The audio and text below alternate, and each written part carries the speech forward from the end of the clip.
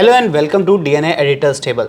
आज हम बात करेंगे आज़म खान, मोहम्मद आज़म खान, जिनको अभी इलाहाबाद हाई कोर्ट ने बेल दे दी है और पिछले कई समय से उनके ऊपर केस चल रहा था दो अलग अलग बर्थ सर्टिफिकेट बनवाने का और उसका गलत इस्तेमाल करने का, अपने बेटे के बर्थ सर्टिफिकेट का।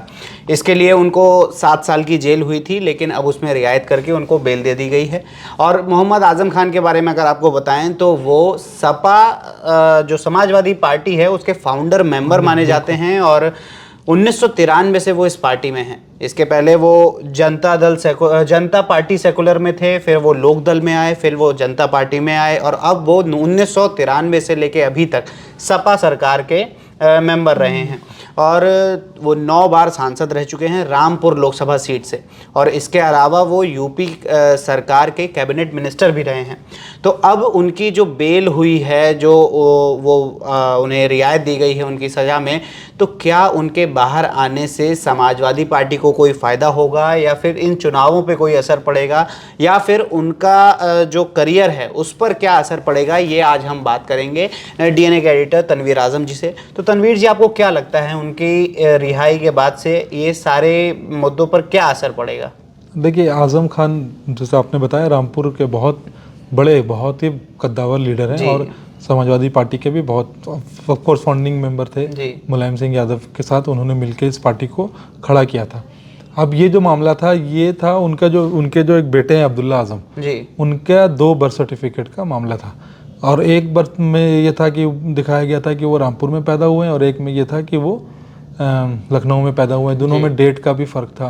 केस जब कोर्ट में गया तो जो रामपुर की जो मतलब ट्रायल कोर्ट है, एमएलए कोर्ट जिसको बोलते हैं, वो उन्होंने आज़म खान, अब्दुल्ला आज़म और आज़म खान की पत्नी तंजीम फातिमा, तीनों को 7-7 साल की जेल की सज़ा सुनाई थी इस मामले में। अब इस मामले में अभी थोड़ी देर पहले ही हाई कोर्ट ने तीनों को बेल दे दी है। तंजीम फातिमा तो बाहर आ जाएंगी, जो मतलब बेल की कॉपी वहाँ पहुँचते ही वो शाम में या कल सुबह तक वापस आएंगी।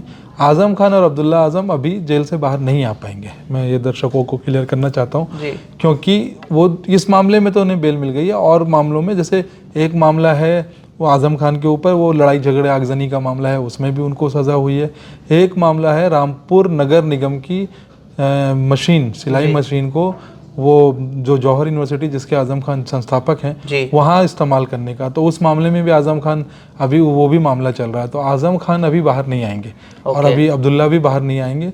हाँ, उनकी पत्नी ज़रूर वापस आएंगी, बाहर आ जाएंगी। लेकिन हाँ, ये एक बड़ा मामला था, तो इसमें बेल, और वो बाकी दोनों मामले भी उनके भी सुनवाई इलाहाबाद हाई कोर्ट में लंबित है, तो वो हो जाएगी। हो सकता है उसमें भी उनको बेल मिल जाए और वापस आ जाए।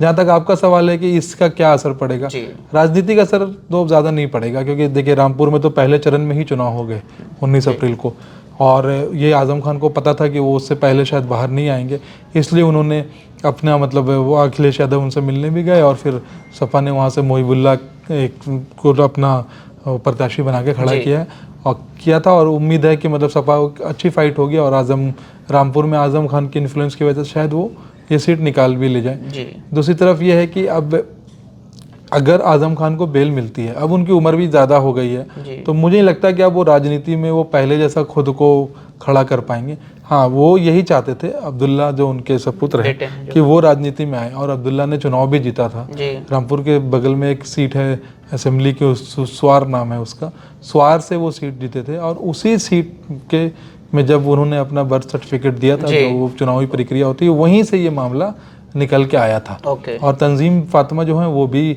एमएलए रह चुकी हैं, वो एमएलए रामपुर विधानसभा से एमएलए हैं। तो आज जब ये कन्विक्ट हुए तो वो उनका मतलब क्या बोलते हैं, विधायकी भी चली गई अब्दुल्ला आज़म की।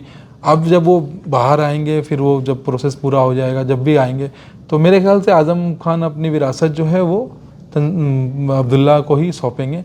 अब अपना उनका तो अब मतलब उम्र के आखिरी पड़ाव पे ही है, कह सकते हैं। राजनीतिक सफ़र के भी आखिरी पड़ाव पे, तबीयत भी उनकी काफ़ी ख़राब रहती है, ऐसा नहीं है कि वो पहले जैसे हैं। बट हाँ, ये है कि मतलब सपा के लिए अगर ये खबर पहले आ जाती और अगर ये होता तो एक वो, क्योंकि वो मुस्लिमों का उनके प्रति एक वो है, तो सपा का जो वोट बैंक था वो तो वो उनकी तरफ थोड़ा और झुकाव और ये हो है जाता कि मतलब अखिलेश बिल्कुल आजम को नाराज नहीं करना चाहते थे, इसी वजह से उन्होंने मुरादाबाद की जो सीट थी, जो एचटी हसन जो पिछले बार मुरादाबाद से सपा से जीते थे, और क्योंकि आजम खान उनसे नाराज थे, क्योंकि वो आजम खान से मिलने तक कभी जेल में नहीं गए, तो फिर आजम खान के कहने पे ही वहाँ से रुचि वीरा को टिकट मिला है। रुचि वीरा आजम खान की बहुत करीबी हैं और उनसे बड़े अच्छे ताल्लुकात हैं उनके। तो सिटिंग एमपी का आप ये सोचिए कि सपा के 5 ही अभी एमपी जीते थे पिछले चुनाव में, उसमें से एक का टिकट काट के और एक नए प्रत्याशी को देना, तो ये आजम खान की मतलब ये पकड़ है समाजवादी पार्टी में, खास के मुस्लिम बाहुल्य सीटों पे।